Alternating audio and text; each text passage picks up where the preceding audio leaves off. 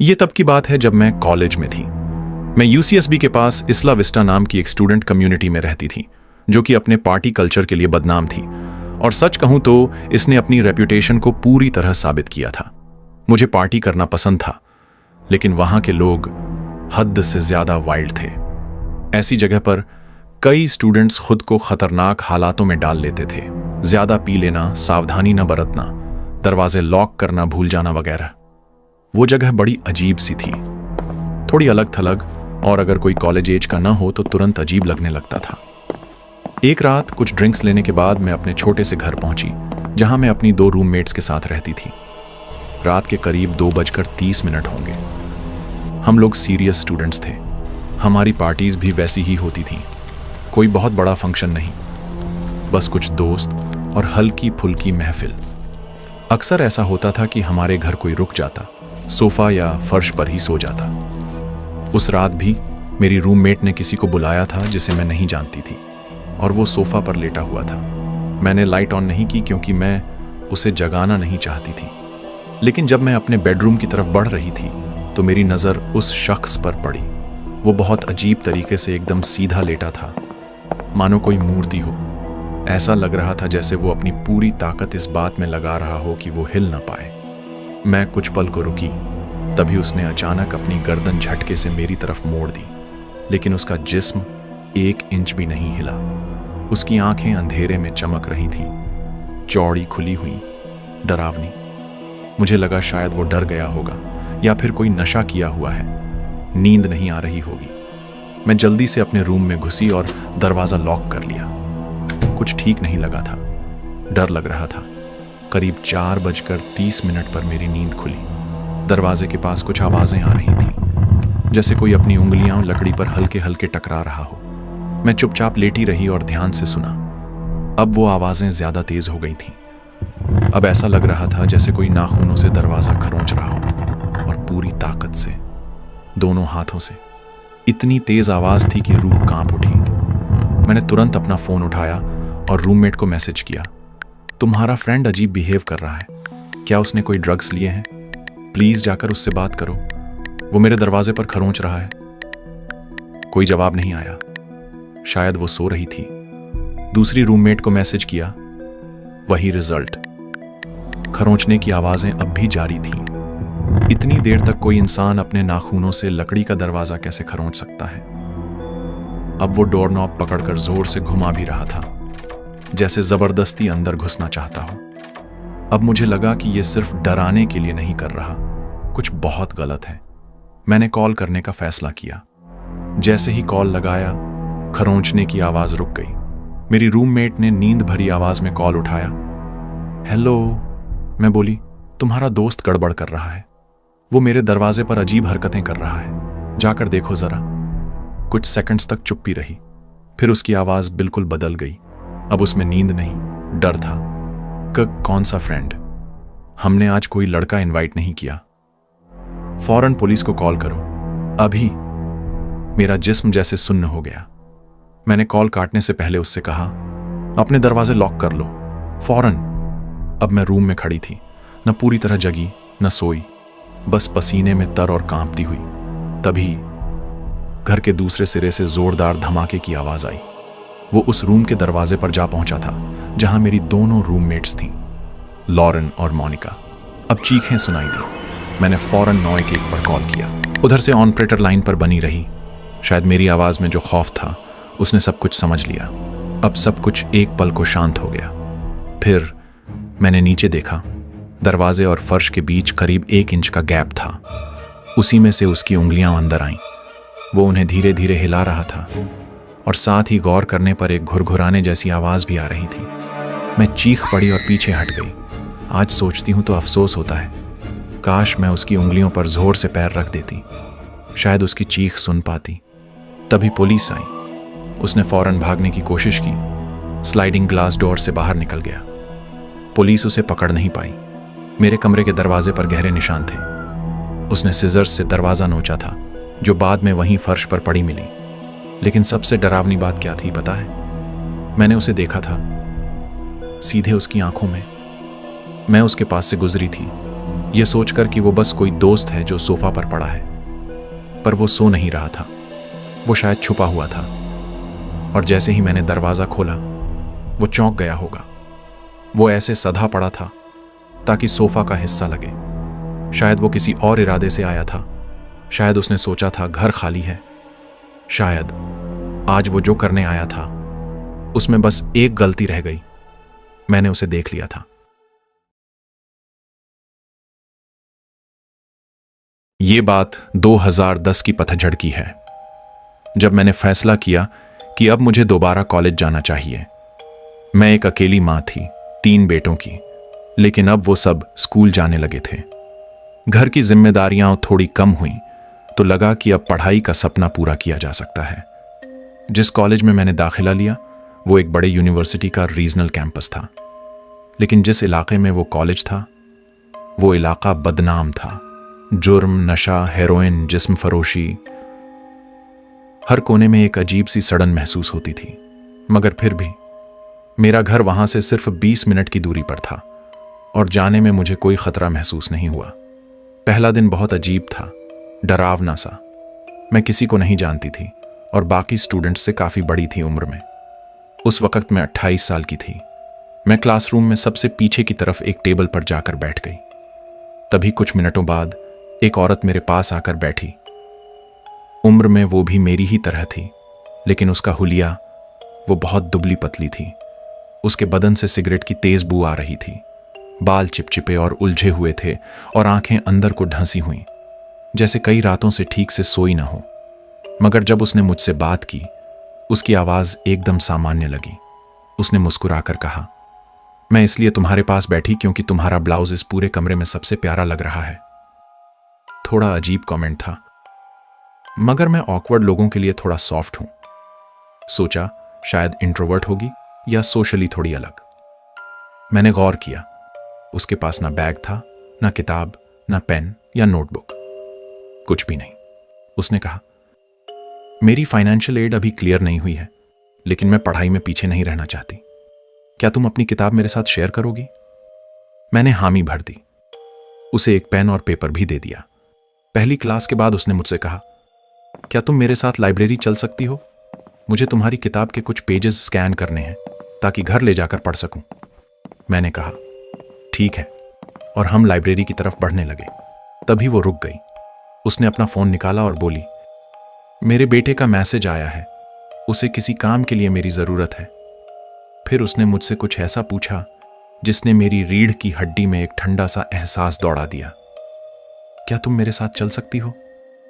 मैंने थोड़ा अचकचाते हुए जवाब दिया, माफ करना, मेरी अगली क्लास है, मैं नहीं जा सकती। मैंने पूछा, तुम लाइब्रेरी चलना चाहती हो पहले?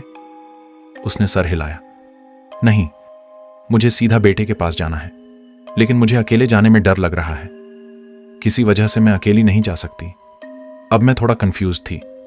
कौन सा ऐसा माँ बेटे का मामला है जहां माँ को डर लगता है अकेले घर जाने में? मैंने फिर कहा, मैं सच में नहीं जा सकती। और तभी वो रोने लगी। अब हम कैंपस के एक खुले कॉमन एरिया में थे।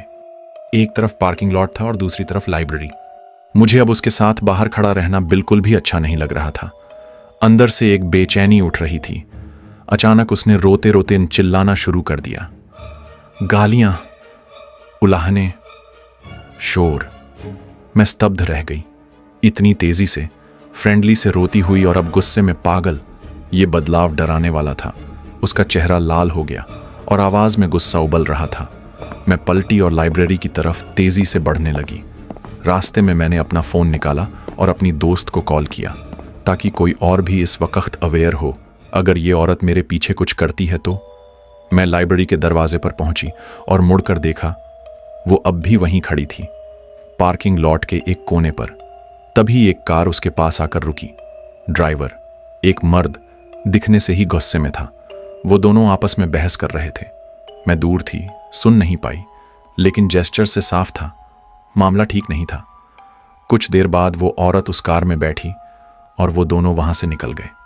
अगले दिन मैं क्लास आने से डर रही थी।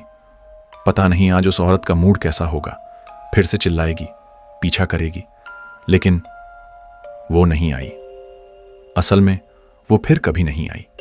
कोई अटेंडेंस नहीं, कोई नाम नहीं लिया गया। मुझे आज भी यकीन है वो स्टूडेंट थी ही नहीं। तो फिर क्यों आई थी? क्या मंशा थी उसकी? क्या कोई मुझे बहला फुसलाकर कहीं ले जाना चाहता था?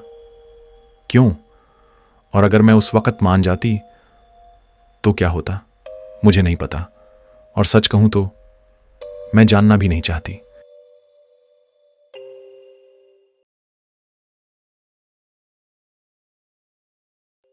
मैं उस वक्त यूनिवर्सिटी में था।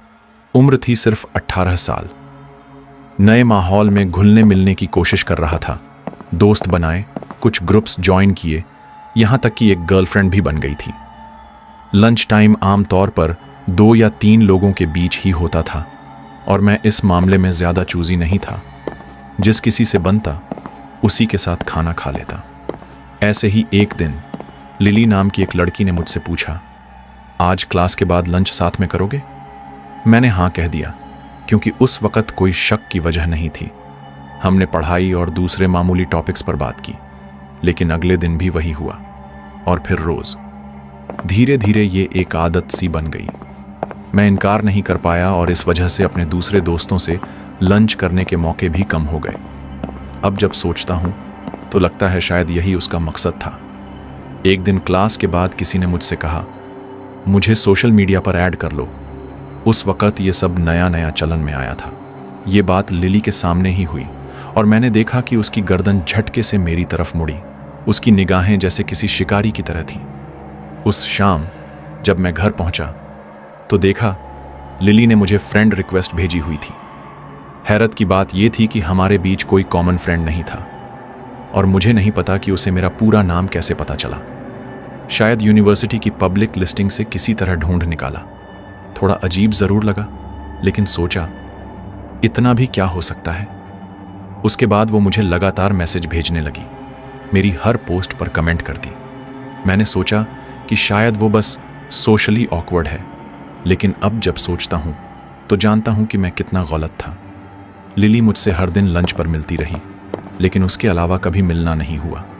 हम बस मैसेज पर बात करते और लंच में मिलते। अजीब बात यह थी कि मेरी गर्लफ्रेंड का भी नाम लिली ही था। ये बात उसे बहुत खलती थी। वो कभी हंसी में कह देती कि उसका नाम बदला जाना चाहिए, या फिर कहती कि उसके ऊपर लिली नाम झंझता ही नहीं। धीरे धीरे वो मुझे ये जताने लगी कि उसे मुझसे लगाव है, शायद प्यार। मैंने कभी इस बारे में बात नहीं की, क्योंकि मैं उससे उस तरह के रिश्ते में नहीं आना चाहता था। उसकी हरकतें अजीब थीं। वो 1950 की किसी हाउसवाइफ जैसा कपड़े पहनती थी और डिज्नी प्रिंसेस की दीवानी थी। सबसे अजीब मोड़ आया उस दिन, जब हमारी आखिरी क्लास थी। क्लास के बाद उसने मुझसे कहा, आज लंच नहीं, थोड़ी देर वॉक पर चलो। न चाहते हुए भी मैं मान गया। हमारे कैंपस के पास एक बड़ा सा जंगल था। लिली मुझे उसी तरफ ले गई। धीरे धीरे आसपास के छात्रों की आवाज़ें दूर होती गईं। वो एक लकड़ी के लॉग पर बैठ गई और मैं भी उसके पास बैठ गया। उसने कहा कि उसे मुझसे बहुत लगाव हो गया है और वो समर ब्रेक में मुझे मिस करेगी। मुझे कुछ अजीब लग रहा था। मैंने जाने का बहाना बनाया कि मेरी गर्लफ्रेंड इंतज़ार कर रही है, लेकिन उससे पहले कि मैं उठ पाता, लिली ने अचानक मुझे चूम लिया।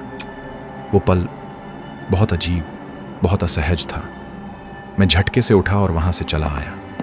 मन ही मन राहत मिली कि अब गर्मियों की छुट्टी में उससे पीछा छूट जाएगा। छुट्टी के बाद जब यूनिवर्सिटी वापस लौटा तो दोस्तों के साथ घर शेयर कर रहा था। इस ग्रुप में भी कुछ दिक्कतें थीं, झगड़े, ईगो, और फिर मेरी गर्लफ्रेंड से ब्रेकअप हो गया। इस दौर में मुझे लिली की बातें थोड़ी कम अजीब लगने लगीं, शायद क्योंकि मैं अकेला महसूस कर रहा था। लेकिन फिर भी मैं जानता था कि उसके साथ अकेले वक्त बिताना ठीक नहीं। इसी दौरान मैंने एक लड़के को डेट करना शुरू किया। जब लिली को पता चला तो उसके चेहरे पर मायूसी साफ थी। मुझे यकीन है उसने सोचा था कि ब्रेकअप के बाद शायद अब मैं उसे मौका दूंगा, लेकिन ऐसा कभी नहीं होने वाला था। और यहीं से कहानी ने एक खौफनाक मोड़ ले लिया। उस वक्त मैं टम्बलर पर काफ़ी एक्टिव था। अपनी ज़िंदगी के छोटे मोटे लम्हे शेयर करता, तस्वीरें रीब्लॉग करता। एक दिन वहीं कुछ बेहद अजीब हुआ। एक ब्लॉग जिसे मैं फॉलो करता था, उसने मुझे एक स्क्रीनशॉट भेजा। किसी ने उस अनजान ब्लॉग से मेरी अबाउट मी सेक्शन का एनालिसिस मांगा था। उसने पूछा था, इस तरह का आदमी कैसा होता है, जैसे मैं कोई किताब का किरदार हूं जिसे पढ़ा और समझा जा सकता है। जो जवाब मिला वो बड़ा ही सामान्य था। पता नहीं, शायद तुम ज्यादा सोच रहे हो। लेकिन सवाल करने वाला अनोनिमस नहीं था, और जब मैंने उसका यूजर नेम देखा, मुझे चौंकने की जरूरत नहीं पड़ी। लिली। मैंने वो ब्लॉग खोलकर देखा और मेरे रोंगटे खड़े हो गए। सामने एक गुलाबी और लाल रंगों से सजा हुआ टम्बलर पेज था, बाहर से क्यूट, अंदर से एक मनोविकृति की परतों में लिपटा हुआ। कुछ पोस्ट्स उसके शौक के बारे में थीं, लेकिन ज्यादातर पोस्ट्स मेरे बारे में थीं। वो मेरे हर एक छोटे बड़े मूवमेंट को नोट करती आ रही थी। क्या पोस्ट किया, किससे मिला, कौन सी लाइन मैंने कही थी। वो हमारी लंच मीटिंग्स को डेट्स कहती थी। उस एक बार जब उसने मुझे जंगल में किस किया था, उसे प्यारा पल बताती थी, मानो वो दोनों की मर्जी से हुआ हो। उसने मेरी फेवरेट गानों की लिरिक्स कॉपी की थी और लिखा था कि वो हमेशा मेरे साथ रहेगी, चाहे मेरी लाइफ में कोई भी क्यों ना आ जाए। एक एक लाइन में एक अजीब ऑब्सेशन टपक रहा था, जैसे वो मेरे असली जीवन को एक फैन फिक्शन में बदल रही हो और उसमें मैं उसका प्रिंस चार्मिंग था। लेकिन असली झटका तब लगा जब एक नाम सामने आया, स्टीवन। अपने ब्लॉग में लिखा था कि स्टीवन उसका बेस्ट फ्रेंड है, जो उसे हर चीज में सपोर्ट करता है, उसके साथ घूमता है और उसे समझता है। मैंने कभी स्टीवन नाम का कोई दोस्त उसके बारे में नहीं सुना था। फिर एक पोस्ट में लिखा था, स्टीवन ने ये पिक्चर भेजी, मुझे पता था तुम्हें पसंद आएगी। वो तस्वीर मेरी थी, मेरे ही प्रोफाइल से चुराई गई। अब तस्वीर साफ हो चुकी थी। लिली ने मुझे ही दो लोगों में बांट दिया था, एक बेस्ट फ्रेंड स्टीवन और एक लवर जो इवेंचुअली उसके साथ रहने वाला था। उसने अपनी ही दुनिया बना ली थी और मैं उस दुनिया में दो किरदार निभा रहा था, बिना अपनी मर्जी के। और डरावनी बात यह थी कि उसके ब्लॉग पर फॉलोअर्स भी थे, वो लोग जो उसके लिखे हर शब्द को सच मानते थे, उसकी बातें रीब्लॉग करते थे, सलाह देते थे कि तुम्हें उसे अपना प्यार बता देना चाहिए, वो लड़का तुम्हारा है। जैसे पूरा एक सेक्शन इंटरनेट पर मेरे नाम का मंदिर बन चुका था। मैं ज्यादा नहीं देख पाया, करीब 1 महीने की पोस्ट्स पढ़ी और फिर बंद कर दिया। मुझे उल्टी आ रही थी। मैंने लिली को सीधा मैसेज किया, ये सब क्या है? उसने कोई जवाब नहीं दिया, ना माफ़ी ना सफाई, बस चुप्पी। कुछ दिनों बाद उसका ब्लॉग या तो डिलीट हो गया या नाम बदल दिया गया ताकि मैं उसे ढूंढ ना सकूं। मैंने तय कर लिया, अब उससे किसी भी हालत में अकेले नहीं मिलूंगा। लेकिन प्रॉब्लम ये थी कि हम एक ही क्लास में थे और मुझे डर लगने लगा था कि वो अगला कदम क्या उठाएगी। मैं वैसे ही थोड़ा पैरानॉइड था और अब तो हर चीज़ में शक होने लगा था। फिर उसने कोशिश की मेरे बॉयफ्रेंड को बहकाने की। मेरे बॉयफ्रेंड ने फौरन मुझे सब कुछ बता दिया। उसे बस असहजता महसूस हुई। लेकिन सवाल ये था, उसका प्लान क्या था? क्या वो चाहती थी कि मेरा बॉयफ्रेंड मुझे धोखा दे ताकि मैं टूट जाऊं और वो मुझे संभालने आ सके? जब ये नाकाम हुआ तो उसने मेरे 3 और दोस्तों को भी ट्राई किया, सबने मना कर दिया। फिर वो मेरे एक एक्स रूममेट को डेट करने लगी, लेकिन उसके साथ रहते हुए भी मुझे मैसेज भेजती रही कि काश मैं तुम्हारे साथ होती। भगवान का लाख लाख शुक्र कि मैंने कोई जवाब नहीं दिया। लिली ने मेरे यूनिवर्सिटी के पूरे समय में अपनी मौजूदगी बनाए रखी। जब मैंने उसे इग्नोर करना शुरू किया, तब उसने मेरे बारे में अफवाहें फैलानी शुरू कर दी। कुछ अफवाहों ने मेरे इंटर्नशिप और जॉब अपॉर्चुनिटी को भी नुकसान पहुंचाया। मैंने बहुत मेहनत से उन्हें पाया था। अब मुझे एहसास हुआ कि उसे बाहर निकालना मेरी सुरक्षा के लिए खतरा हो सकता है। इसलिए मैंने उसे बस ये दिखाया कि वो मेरी जिंदगी का हिस्सा है, लेकिन असल में धीरे धीरे उसे दूर करना शुरू किया। ग्रेजुएशन के बाद भी वो पीछे नहीं हटी। मैंने सोशल मीडिया पर पोस्ट करना बंद कर दिया, लेकिन फिर भी वो हर जगह मेरे पीछे थी, फेक प्रोफाइल्स, पुराने कॉन्टैक्ट्स के जरिए, किसी न किसी तरह। आखिरी बार जब उसने मुझसे बात की, वो बातचीत आज भी मेरी रूह को हिला देती है। उसने एकदम से मुझसे मेरे सेक्सुअल प्रेफरेंसेस के बारे में बातें पूछनी शुरू की, बिना किसी कॉन्टेक्स्ट के। मैंने बड़ी मुश्किल से बात टालनी चाहिए, लेकिन फिर उसने पूछा, अगर मैं लड़का होती तो? वो खुद को मेरी जिंदगी में एडजस्ट करने की हर मुमकिन कोशिश कर रही थी, जैसे किसी परछाई की तरह। मैंने उसे साफ कह दिया, मुझसे ऐसे मत बात करो। लेकिन अगले ही पल मेरे पास उसकी तस्वीरें आने लगीं और पीछे पीछे मैसेजेस की बाढ़। हर मैसेज में वो मेरी बातों को दोहराने लगी, जैसे मेरे अंदर समा जाना चाहती हो, जैसे कोई पैशाचिक आत्मा जो तुम्हारी पहचान चुरा लेना चाहती है। बस उस दिन के बाद मैंने हर जगह से उसे ब्लॉक कर दिया, वो आखिरी दरवाज़ा भी बंद कर दिया जिससे वो मेरी ज़िंदगी में घुस सकती थी। लेकिन आज भी जब मैं ये कहानी लिख रहा हूँ, उसका फ्रेंड रिक्वेस्ट फिर से मेरे पास आया है। मैंने ना तो एक्सेप्ट किया न डिलीट, क्योंकि मुझे पता है डिलीट करूँगा तो वो फिर भेजेगी। अब से हमारे बीच 12 साल गुजर चुके हैं। जो आपने अभी पढ़ा वो सिर्फ हाइलाइट्स थे, और वो भी सिर्फ वो जो मुझे पता चला। जो कुछ अंधेरे में छुपा है उसका मुझे अब भी अंदाज़ा नहीं।